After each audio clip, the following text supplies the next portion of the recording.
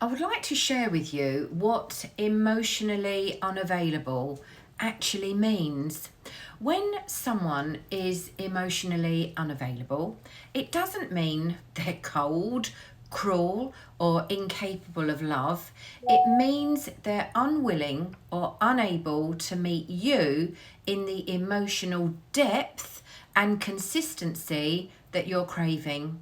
It's not about flowers on Valentine's Day or sweet texts at the beginning.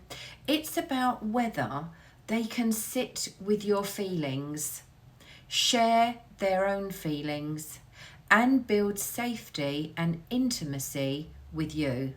Think of it like this: you're standing at the door of intimacy, knocking, and they've either bolted the lock or they keep opening it just enough to let you peek inside before slamming it shut again. So let me give you some common examples of emotional unavailability.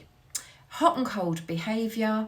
One day they're all in, texting you constantly, planning the future, telling you how amazing you are. The next day, silence. Suddenly they're too busy, distracted, or vague.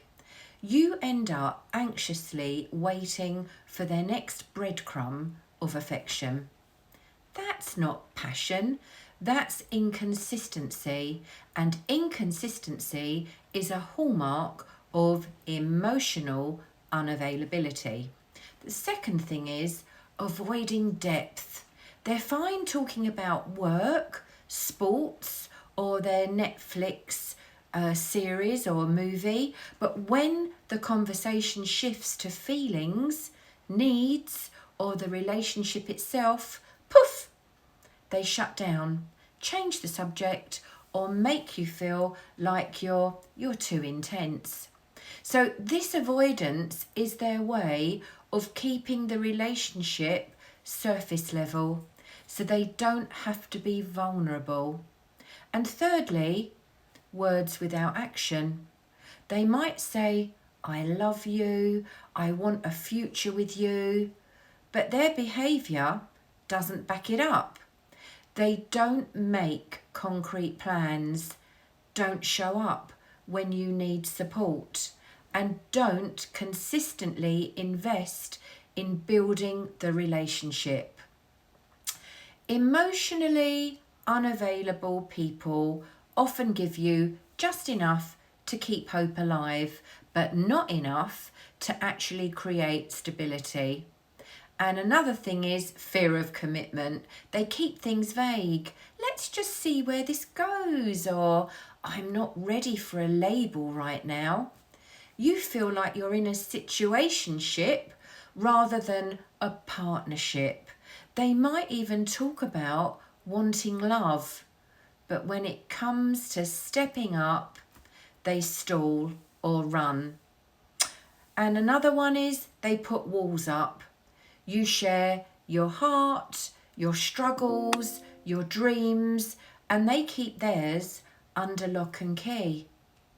You know surface facts about them, but you don't feel them. It's like trying to love someone through a sheet of glass.